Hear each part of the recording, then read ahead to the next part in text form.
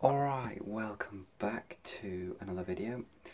Now, in this one I'm going to be explaining how to play the game Llamas Unleashed. Now, in this one I'm going to be going essentially through all the rules and everything like that, so you guys know how to play, and then hopefully later I'll be able to record a game for you and you'll be able to see how it's like, and also go over a couple of strategies. Now, the rulebook here, it says essentially how to play, but I'm going to give you the basic breakdown.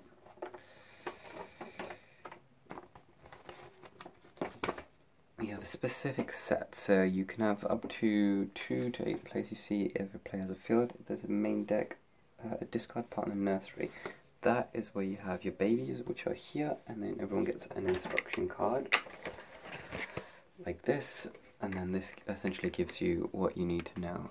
You have your magic animals, your basic animals, and then your baby animals. Now, baby animals tend to look like this. Everyone gets one at the beginning of the turn. There are ways to get more, but these are just the general ways that you get the babies.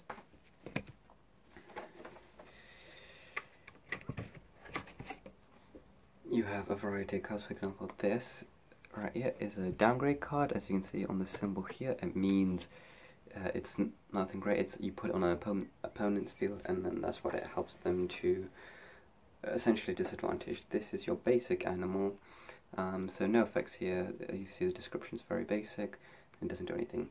Here you have your magic animal, which is the blue symbol usually, and will usually have some kind of effect that you can use. These are upgrade cards here. The ones with the orange, you can play them on your field, and then they'll give you some kind of advantage as well. Instant cards, so these are like the no cards, so you can play with the red symbols. You can play them whenever. This is the best instant card, an emu attack, but you only get 1 per game. So if you're in with that, this is a magic card. You've got a green symbol. This one you essentially just play straight away, and then it will disappear after that. You have 4 kinds of animals. Obviously, you've got this llama here. You have got a ram, you've got alpacas,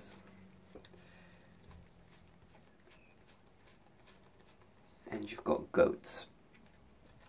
Those are the 4 main kinds. My main strategy is to try and get as many, I like to use alpacas or rams mainly, because mainly alpacas are super big on defense, where alpacas or where rams are super big on attack, so that's what gives them the main advantage on each one of these styles. I'd say a goat is quite an advanced style if you want to use the goat effects, and then a llama is just like in the middle in terms of effects. So that's essentially each player starts the turn by drawing a card unless otherwise stated in the rulebook. Like, for example, you have an upgrade card that says do this before your turn, you do that. Or if it says anything like here, for example, with a ram effect, you can discard a card and you can destroy an alpaca, goat, or llama card. You can't really see that well, but that's what it says. You do that at the beginning of your turn.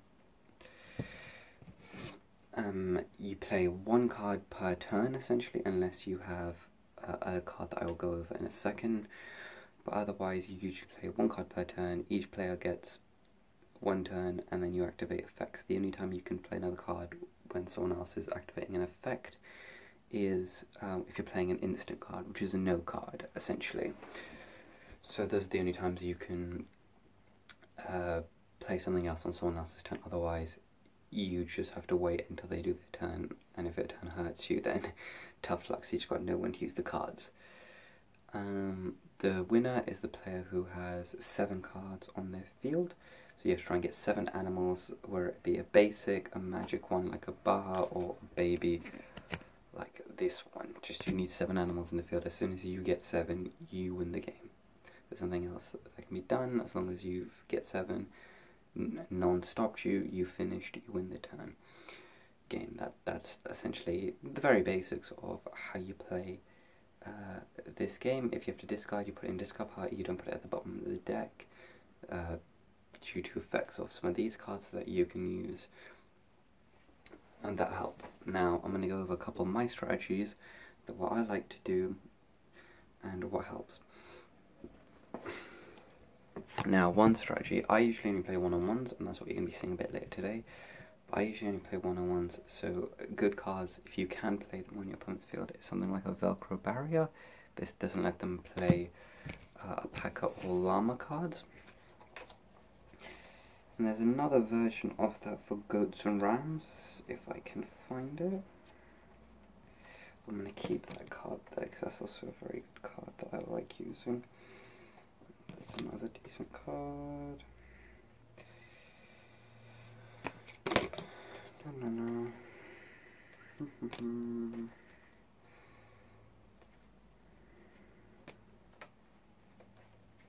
I'm just going over all my best strategies right now.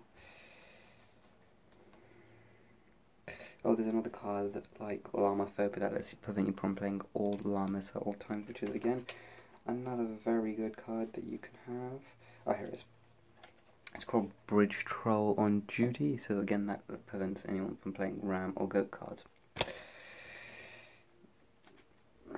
Next card I want, this is another downgrade card, but I see it as an advantage. This is what's known as legal ramifications. Now you can put downgrade cards on yourself. Now the downside is if you have a ram with an effect, it won't work. This will cancel out any of the ram effects, but also make all your cards rammed, meaning you'll get the ram bonus, which is discard a card and you can destroy another animal that's not a ram, which helps a ton in these situations. Now, a strategy that's quite good on one-on-one is having this one, CC, the goat, and Swashbuckling Llama. Mainly because at the beginning of your turn you can take a card from opponent's hand, and this makes an opponent discard. So if you have a one-on-one, you can keep taking, essentially downgrade your opponent by making them lose as many cards as possible, and that's like the easiest way to essentially hinder them, because if they can't draw, they have to play what they have. And then if they don't have anything good, you'll know, essentially. Good card I like to play, because I always start with an alpaca. This is a good card to have, Velti Alpachito. You get to draw an extra card, which is always useful because you only get one. Cards like this, like No Problema, are also very useful because the no cards suck so much. So if you have a llama on the field and you play this, that essentially helps you from anyone saying no to you, so you can play your turn without any consequences. Now, another card I like very much is... Now, this is one of my personal favourites, Ram Star. All you need is one ram and you can play this card. Now, this card, it lets you have 2 turns, and that is impeccable in this game. Having 2 turns, like 2 actions on your turn, makes it so good, especially when you combine it with this, getting to draw 2 cards and having 2 actions. If you can get these on your field list, I recommend doing them. This one more so, this one you could probably leave depending on what cards you have in the end, but this one I'd say, if you know an opponent can't say no to you, play this card in your field as soon as you possibly can. Just because it's super useful. Also, having 3 goats as well can help, because then you could, again, with CC, you can make someone discard, but if you have 3 goats, you can take it from the hand, so you don't need Swashbuckling Llama, essentially. These are the magical ones, I'd say, because what these cards let you do is this magical alpaca corn. So if I play this, I could play another alpaca from my hand, so I'll save these cards until you have another one, unless you have nothing else. Something like this, I'd say, are more dire straits, like Llama Kazi, so you have to get rid of one of your own animals to get rid of 2 of someone else's. Again, these are better in one-on-one situations, just because you have to get rid of the animal and you want to try and get as many as possible. So in one-on-ones, having lower animals is always a disadvantage, no matter what happens.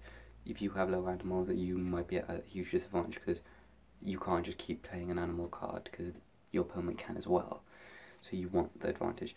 Llama Kick's always good to have on your field, mainly because if you at the beginning of your turn, if someone has an upgrade or downgrade card, you can put it in your hand. That's super positive. If someone has Ramster or Alpha Cheeto, like I showed you earlier, it'll just make it super easy for you to essentially stop them.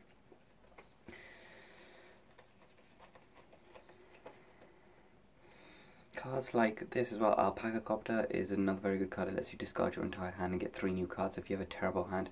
Completely worth doing. Illuminati, this one's quite a good card for certain situations. If you've got nothing in your hand and you get to see the top 4 cards, That's super useful to do, and especially you can give your opponent a very terrible card on your next turn.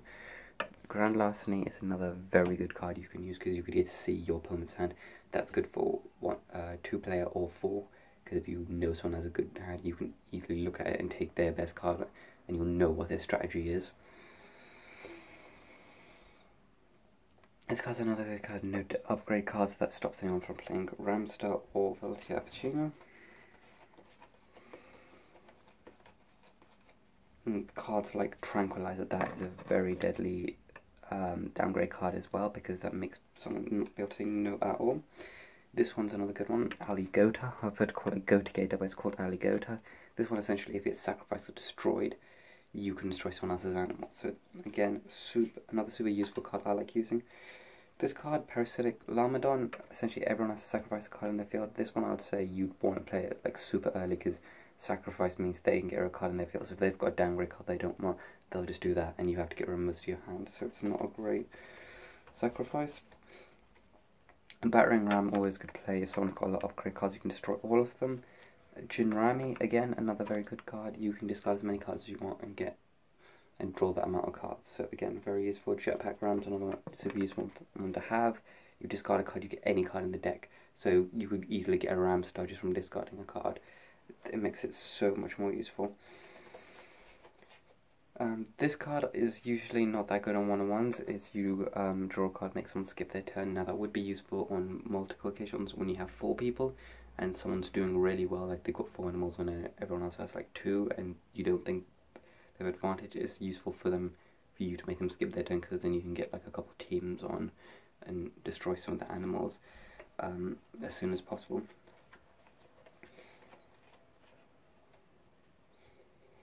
Henry's quite a good card. It's not like anything special, but it can be considered a llama or alpaca. So for example, if you've got 2 llamas up here and 2 alpacas, at the beginning of your turn it can be a llama, which means you get the llama effect of drawing 2 cards. And then when someone else's turn, it can be an alpaca, meaning it won't be able to be destroyed because you have 3 alpacas. That's why I really like alpacas, because if you can get 3 on the field as soon as possible, your cards can't be destroyed no matter what. So even if the card says sacrifice one of your animals or sacrifice a llama or alpaca, you don't have to if you only have 3 alpacas. Spitting Fire is always another useful one to get occasionally. Discard a card and you can just sacrifice or destroy someone else's card, which is another super useful tip. Unstoppable Ram, again, no one can play no cards during your turn, so again, super good. Cards like this, like Goat Meal Raisin, let you get any goat in the deck, which is good. I recommend getting CC or Magical Goat Acorn if you have another goat, mainly because Magical Goat can't let you play another goat, which is always good to have. I prefer having 2 animals on the field rather than just CC, but it's up to you. Card like this, downloading more RAM, you get more RAM. That's basically the gist of it. That's my main strategies, what I like to use. Also, save emu attack as long as you can. As long as you know someone doesn't have a no card and you play this one on them, you can destroy one of the animals, and that's one of the best things you could possibly do in this game. So those are my main strategies. Use them if you'd like. I'm not saying you have to, but that's how I play, and you'll see that very soon. Alright, thanks guys.